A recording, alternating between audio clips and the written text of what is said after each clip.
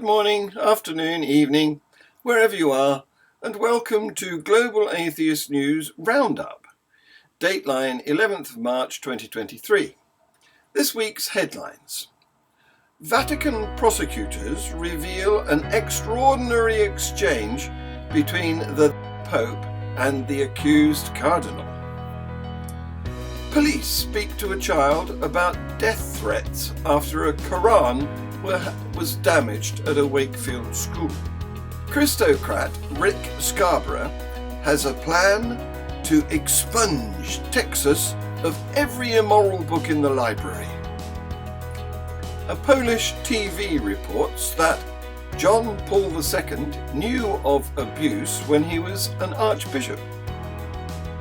Yulduz and Fariba Hashimi escaped the Taliban, chasing their dream to become professional cyclists. Give your money to the church and God will double it, says a Tennessee pastor. Deadly shooting at the Hamburg Jehovah's Witness Hall. At a session of the Vatican's corruption trial on Thursday, March the 9th, the Vatican's chief prosecutor, Alessandro Didi, presented the court with an extraordinary exchange of letters between Pope Francis and Cardinal Angelo Becciu, one of the trial's 10 defendants, in which the cardinal pleaded with the pontiff to back his version of events and drop charges of financial malfeasance against him. Becciu asked the Pope to confirm that he had endorsed the 2014 purchase and later sale of a London real estate property that resulted in the Vatican losing millions of euros. The telephone recording obtained by Italian investigators who were looking into a charity linked to Becciu was made without the Pope's knowledge or consent. In a letter dated the 24th of July 2021, Becciu thanked the Pope for his call and once again asked the Pope to confirm his authorization. I should cite you as a witness in the trial, but I would not allow myself to do so, the cardinal said.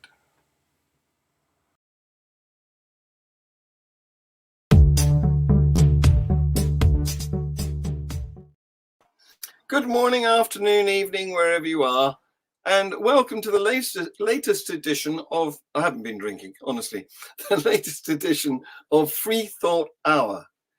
Now, we have our usual co-host, so I'd like to welcome Tercia to the show. How the devil are you in your darkened room? Yes, I'm not photosynthesizing right now.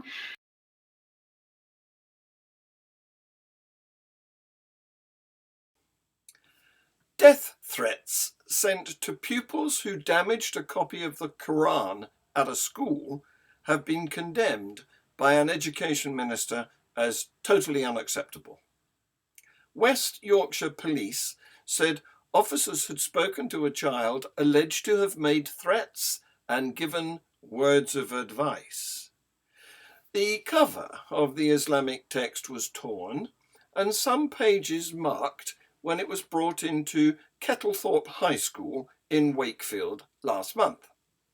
Home Secretary Suella Braverman has spoken of deep concern over the case. 4 students were suspended as a result of the incident. A Year 10 student brought the Islamic text to school on the 23rd of February, reportedly as part of a dare. The boy's mother, who said he is 14 and has high-functioning autism, said he had received death threats over the incident. Police said they had investigated a report of a malicious communications offence. A police spokesman added, a suspect was identified who was also a child, and they were given words of advice by an officer. The force added, they recorded the damage done to the religious text as a hate incident, but officers were satisfied that no criminal offences were committed. Officers were conducting additional reassurance patrols in the area of the school, police said. Rick Scarborough, a self-described Christocrat, Christocrat, strident anti-LGBTQ activist and long-time critic of public education, has his sights set on taking over public education in Texas this year. He intends to do so by taking over school boards and fear-mongering about public school students being groomed by homosexuals and the trans perverts and recruited into their evil lifestyles. Last week, Scarborough revealed another aspect of his strategy, speaking about his intention to take over school boards at an event organized by the Texas Tea Party Republican women. See this video. They went after me as, trying to take over the town, trying to take over America. And, well, honestly, I was. But I couldn't say that. I mean, why not take it over for Jesus? 68% of the teachers in Texas by poll, I think it's 68, I wrote it down, now believe that the LGBTQ agenda should be taught and embraced. 68%. We're grooming our children for pedophiles. That's what's happening. Now, let me tell you what I'm going to spend the rest of my life doing. And by God's grace, if I can raise the budget and get people behind me, in 4 years, I want to expunge this entire state of every immoral book in the library. Call me a Nazi, call me a book burner. I've been called worse. Pope St. John Paul II knew about sexual abuse of children by priests under his authority and sought to conceal it when he was an archbishop in his native Poland, according to a television news report. In a story that aired late Monday, Polish channel TVN24 named 3 priests whom the future pope, then known as Archbishop Karol Wojtyla, had moved among parishes or sent to a cloister during the 1970s, including one who was sent to Austria after they were accused of abusing minors. 5 women who say they were denied abortions in Texas, despite facing life-threatening health risks, have sued the state over its abortion ban. Texas bars abortions except for medical emergencies, with doctors facing punishment of up to 99 years in jail. According to the lawsuit, doctors are refusing the procedure even in extreme cases out of fear of prosecution. In a statement, the Office of Attorney General Ken Paxton said he would enforce the laws of the state. Mr. Paxton is committed to doing everything in his power to protect mothers, families, and unborn children, the statement said. The Center for Reproductive Justice has filed the legal action on behalf of the 5 women, Ashley Brand, Lauren Hall, Lauren Miller, Anna Zagarian, and Amanda Zarewski, and 2 healthcare providers that are also plaintiffs. The pro-choice group said it is the first time pregnant women themselves have taken action against anti-abortion laws passed across the US since the Supreme Court last year removed constitutional protection for abortion rights. It is now dangerous to be pregnant in Texas, said Nancy Northrup, the center's president, on Tuesday. See this video. Doctors explained to me how amniotic fluid is so important to the development of the baby's organs up until around 24 weeks, but that was more than a month away. And they said, even with the best neonatal intensive care, a fetus cannot survive outside the womb at 19 weeks. My heart broke into a million pieces. Excuse me. I didn't even know a pain like that could exist until that moment. My husband and I received the harrowing news that I had dilated prematurely due to a condition known as cervical insufficiency. Soon after, my membranes ruptured and we were told by multiple doctors that the loss of our daughter was inevitable.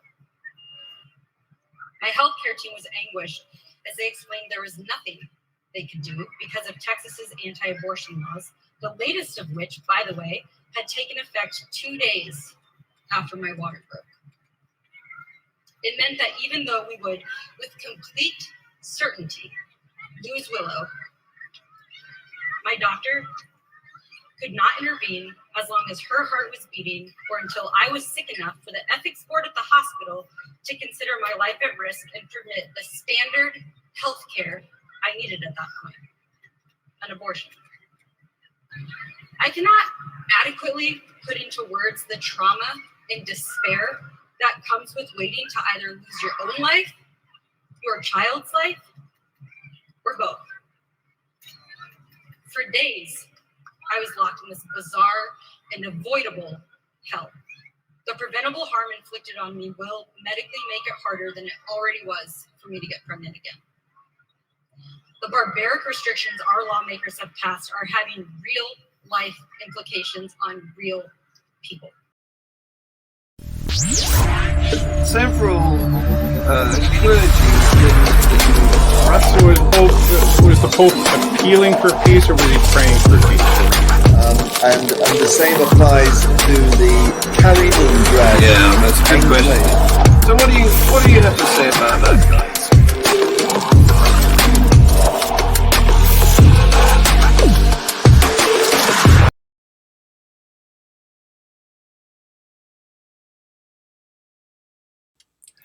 The Taliban's return to power in Afghanistan changed everything. Since returning to power, the group have consistently cracked down on women's rights and freedoms. They've banned all girls from going to school and from attending university, entirely cutting off female access to education. They've banned women from most areas of employment, including humanitarian aid organizations.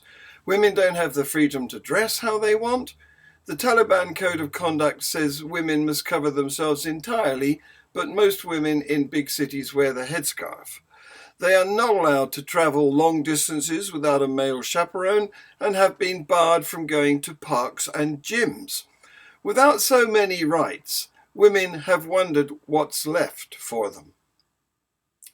Cyclists Fariba and Yulduz, and other female athletes like them, were representative of an Afghanistan which had been making progress towards gender equality over the 2 decades since a US-led coalition's overthrow of the old regime. That new version of the country, though, was not one the Taliban supported.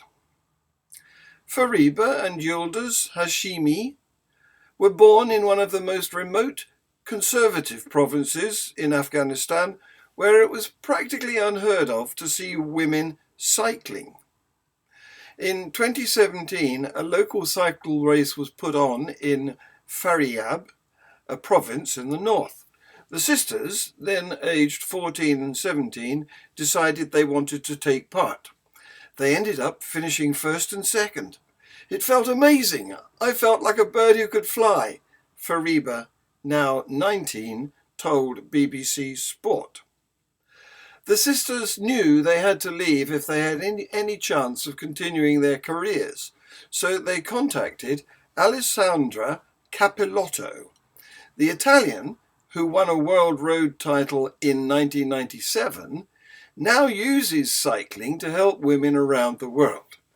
Her charity, Road to Equality, had sponsored a race organised in Kabul for International Women's Day in March 2021. The Hashimi sisters had met her there. They asked for help. Their lives were in danger, so it was natural to help them, Capellotto says.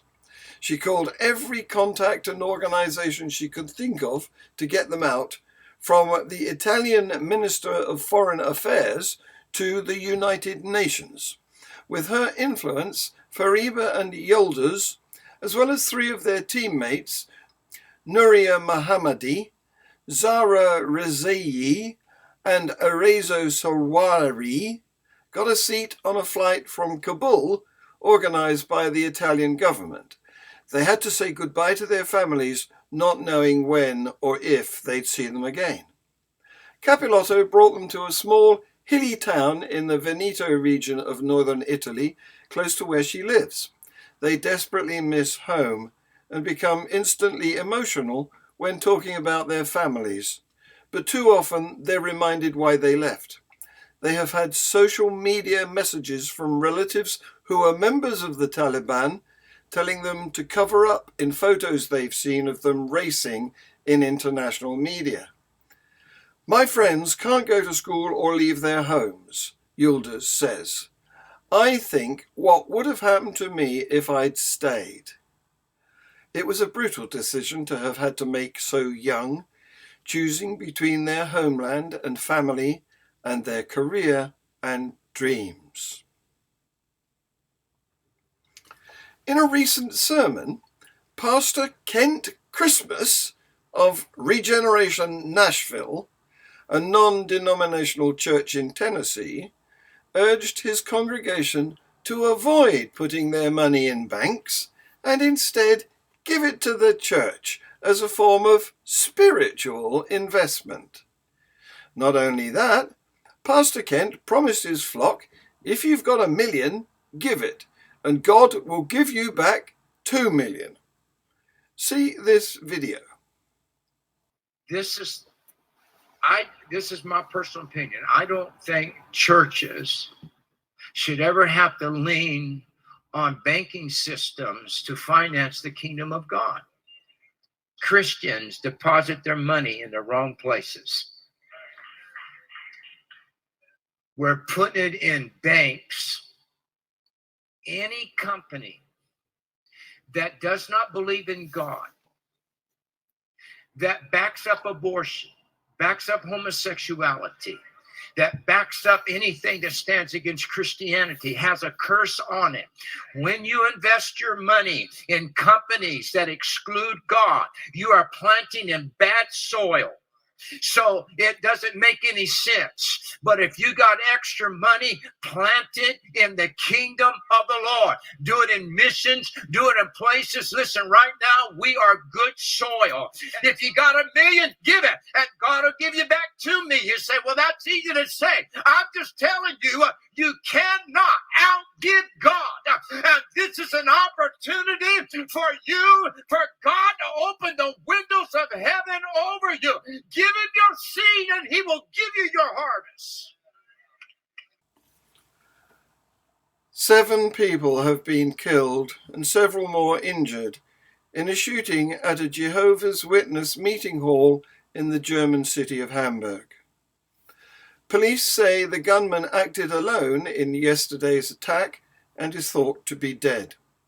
They add that, as yet, there is no reliable information on the motive. The gunman is a former member of the religious community, aged between 30 and 40, Der Spiegel magazine reports. The victims are yet to be identified, and work at the crime scene continues. Police say they found a dead person at the scene who they believe may have been the perpetrator, and investigations are continuing. The reasons behind the shooting were still completely unclear. In an update to yesterday's report, it is now revealed that the gunman left that branch of the Jehovah's Witnesses on bad terms. This week's Free Thought Hour has changed. The guest we trailed last week has become unobtainable, and at the last minute we have booked an escaped member of the Amish cult. The Amish cult? I don't know who will turn up, a he or a she. Will they be on cam or just on mic? Stay on this channel to find out. And don't forget to watch Views on the News, our panel show about this very news. The GAN team will be back next week with the 2 midweek bulletins and a Saturday roundup. Thank you for watching.